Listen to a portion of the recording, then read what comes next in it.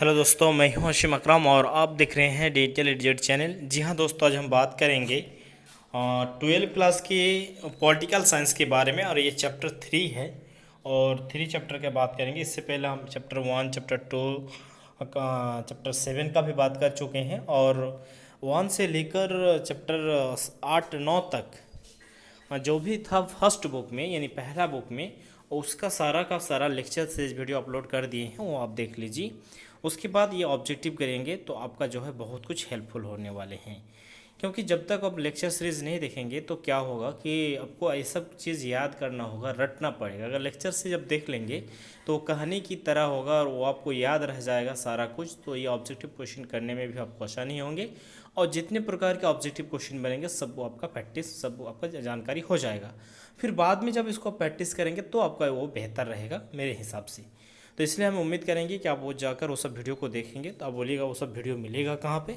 इस वीडियो के डिस्क्रिप्शन में सारा वीडियो का लिंक हम दे चुके हैं, सिलेबस भी दे चुके हैं। इस वीडियो के डिस्क्रिप्शन में जाएंगे तो आपको काफ़ी सारा चीज़ जो देखने को मिलेगा, थोड़ा सा समझ के देखना पड़ेगा, थोड़ा सा टेक्निक के साथ देखना पड़ेगा, थोड़ा सा आपको एनालाइज करना पड़ेगा कि चीज़ क्या है, तब जाकर आपको समझ में आएगा।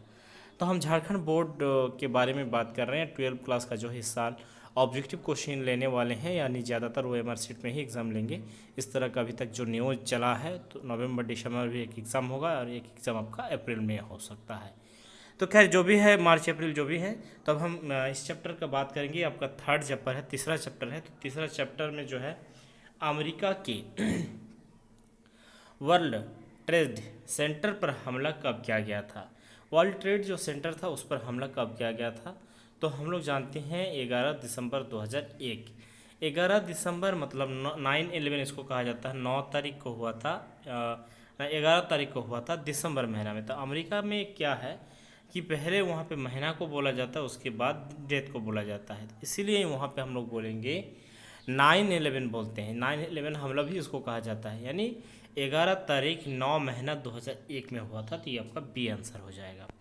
अब देखेंगे बाराक ओबामा किस देश के राष्ट्रपति थे। तो ये आपको हम लोग जानेंगे कि अमेरिका के ही राष्ट्रपति थे। बाराक ओबामा जो थे वो अमेरिका के राष्ट्रपति थे। उसके बाद हम देखेंगे कि किस देश ने नाटो में अमेरिकी नेतृत्व का विरोध किया, यानी किस देश जो था वो अमेरिका का नेतृत्व का विरोध किया था नाटो में।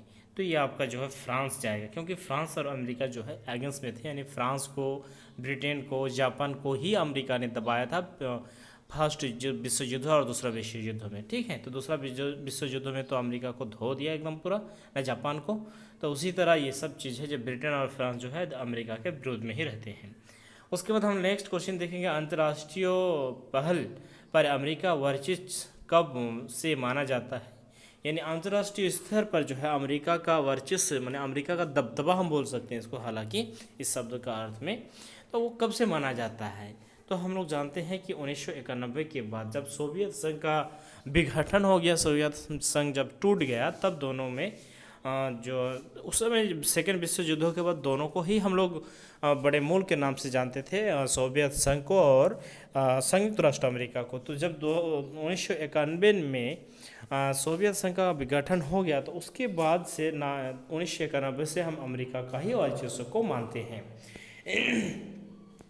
अब नेक्स्ट क्वेश्चन जो है हम यहाँ पे देखेंगे कि भारत को कब परमाणु शक्ति संपन्न देश की श्रेणी में शामिल किया गया। यानी भारत जो है परमाणु संपन्न देश कब ये हुआ, तो जब हमारा भारत 2008 में पोखरण में जब परमाणु का उद्घाटन किया, उत्क्षेपण किया और हमारा परमाणु उत्क्षेपण सफल रहा, तब से जाकर हमारा भारत को परमाणु शक्ति के देश में संपन्न किया गया।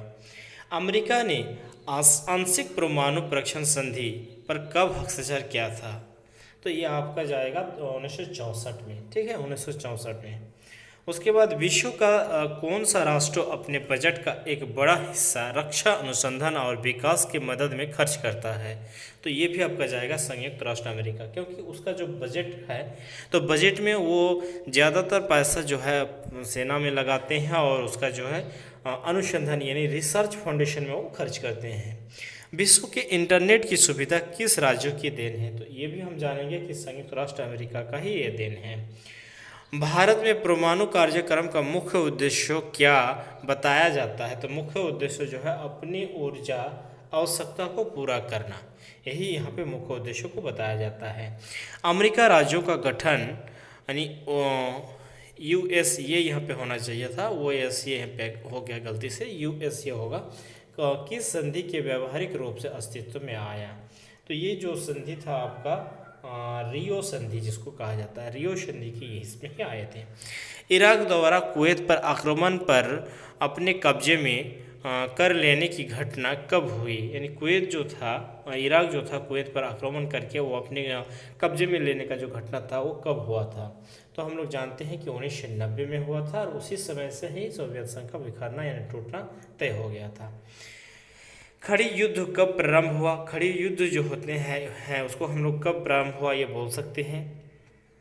तो ये जाएगा आपका 17 जनवरी 1991 में भी इसको खड़ी युद्ध के नाम से भी जाना जाता है। अब हम लोग देखेंगे नेक्स्ट क्वेश्चन, खड़ी युद्ध के समय इराक के राष्ट्रपति कौन थे? इराक के राष्ट्रपति कौन थे? सद्दाम हुसैन थे, और उसी सद्दाम हुसैन को ही ऊपर आरोप लगाया गया था। उसके बाद ऑपरेशन ट्रेजर्ड स्टम्प जिसको बोलते हैं, ट्रेजर्ड स्टम्प क्या है? तो ट्रेजर स्टम्प जो है संयुक्त राष्ट्र संघ द्वारा इराक पर सैन्य कार्रवाई की अनुमति, यानी सैन्य कार्रवाई जो है अनुमति, यही इसी को बोला जाता है। अमेरिका की वर्चस्व हम लोग इस तरह से मानते हैं कि वो जिस देश के ऊपर चाहते हैं, जो भी वो करना चाहते हैं वो करते हैं, किसी को रुकावट या किसी को सलाह परामर्श नहीं ये करते हैं, तो इसीलिए हम लोग उसको वर्चस्व बोला जाता है, यानी दबदबा बोलते हैं। खड़ी युद्ध कब समाप्त हुआ? तो खड़ी युद्ध कब समाप्त हुआ? तो 27 फरवरी 1991 में, जनवरी में शुरू हुआ था। यहाँ पे हम पहले क्वेश्चन में देखे उसको, खड़ी युद्ध शुरू हुआ था कब? तो 17 जनवरी 1991 में, जाके अंत हो रहा है आपका 27 फरवरी 1991 में, ठीक है। उसके बाद पेंटागन क्या है? पेंटागन जिसको बोलते हैं, पेंटागन क्या है? तो पेंटागन है अमेरिका रक्षा मंत्रालय का मुख्यालय जो है, उसी को हम लोग पेंटागन बोलते हैं। नीली जींस का संस्कृति किस देश की संस्कृति है? नीली जींस जिसको कहते हैं, ये आपका संयुक्त राष्ट्र अमेरिका की ही संस्कृति इसको माना जाता है। उसके बाद 1991 में सोवियत संघ के विघटन के बाद, हम आपको बोले थे कि यही आपका जो है सवाल में भी एक आंसर है, यहाँ पे एक क्वेश्चन आंसर बन सकते हैं। 1991 में सोवियत संघ का विघटन के बाद अंतर्राष्ट्रीय पटल पर निम्नलिखित में से किस तरह की स्थिति उत्पन्न हुई? तो एक ध्रुवीयता की जो है उत्पन्न हुई, एक ध्रुवीयता। तो एक ध्रुवीय विश्व की शुरुआत, अमेरिका का वर्चस्व, ये भी हम मान सकते हैं। शांति संतुलन का खतरा, अब शांति संतुलन का खतरा भी शक्ति संतुलन का खतरा भी मान सकते हैं, यानी शक्ति का जो है यहाँ पे संतुलन नहीं कर पा रहे। उस समय क्या हो रहा था, अमेरिका अगर उठ रहा था, कुछ बोल रहा था, तो सोवियत संघ भी उसमें रोक लगा रहे थे कि हम भी हैं। जब संयुक्त राष्ट्र जो है ना, सोवियत संघ का जब विखंडन हो गया, तो अमेरिका अकेला हो गया, और वही सबसे बड़ा देश बन के रह गया, शक्तिशाली देश। तो इसलिए यहाँ पे सभी चला जाएगा, ठीक है। सोवियत संघ के युवा नील जींस किसका प्रतीक मानते हैं? ठीक है, सोवियत संघ के युवा जो है नील जींस का किसका प्रतीक मानते थे? तो ये लोग जो है आज़ादी का प्रतीक को मानते थे। भारत परमाणु अप्रसार संधि पर हस्तक्षेप क्यों नहीं करता है? यानी भारत जो है परमाणु जो संधि है, यानी परमाणु को विस्तार नहीं करेंगे, तो इसके ऊपर हस्तक्षेप भारत क्यों नहीं करते हैं? तो इसका कारण यही है कि वह इससे भेदभावपूर्ण मानता है, क्योंकि वो लोग अपना परमाणु प्रक्षेपण करेंगे, परमाणु हथियार वो लोग अपना बनाएंगे, अमेरिका बनाएंगे, रूस बनाएंगे, ठीक है, और भारत को नहीं बनाने देंगे। तो ये भारत के लिए मानना है, और इसीलिए भारत जो है उस संधि पर हस्ताक्षर यानी सिग्नेचर अपना नहीं करते हैं। तो हम उम्मीद करेंगे कि इस वीडियो में यहीं तक 20 क्वेश्चन का डिस्कस किए। अगला चैप्टर का भी हम क्वेश्चन का डिस्कस किए थे, 31 क्वेश्चन का। हर चैप्टर में लगभग आपको 20-25 जिस चैप्टर में जैसा क्वेश्चन बनेगा उस तरह हम आपको डिस्कस करते जाएंगे। तो हम आपसे ही उम्मीद रखेंगे कि हर रोज़ वीडियो अपलोड के लिए अपलोड कर रहे हैं, तो आप इस वीडियो को थोड़ा सा मेरा हौसला बढ़ाने के लाइक कर दीजिए, अपने फ्रेंड ग्रुप में, अपने जो भी ग्रुप हैं जिनको शेयर करने की ज़रूरत है उनको आप शेयर करें। हम यही उम्मीद करेंगे। और ख़ास करके मेरे ज़्यादातर चैनल का सब्सक्राइबर जो भी हैं वो तो ट्यूशन टीचर है, अक्सर ज़्यादातर हम मानते हैं, और इसलिए इनमें हम जो नोट्स बनाए हैं इनमें हम कहीं भी ऊपर में या कहीं भी हम अपना सेंटर का नाम नहीं दिए हैं, क्योंकि सेंटर का नाम जब दे देते हैं तो उसमें जो है स्टूडेंट को देना, पब्लिश करना या उसको प्रिंट आउट लेके बच्चों का एग्ज़ाम लेना, थोड़ा सा टीचर लोगों को थोड़ा झिझक हो रहा है, क्योंकि आपका सबका अपना एक अस्तित्व होते हैं। तो इसलिए इसको हम प्रिंट करने के लिए ही हम आपको इसको ये नहीं दिए हैं, तो आप बच्चों को प्रिंट आउट करके ये दे सकते हैं। तो इसके लिए आप मेरे साथ कांटेक्ट करें, उसके लिए कुछ थोड़ा सा मिनिमम जिस तरह हर साल रहते हैं इस तरह भी उसी तरह रहेगा। 500 रुपये में आपको सारे सब्जेक्टों का जितने भी सब्जेक्ट हैं आर्ट्स सेक्टर में सभी सब्जेक्ट को आपको मिल जाएगा। व्हाट्सएप ग्रुप में आपको जोड़ लिया जाएगा उस विधि से। तो थैंक यू, इस वीडियो में यहीं तक, फिर मिलते हैं नेक्स्ट वीडियो में। Thank you.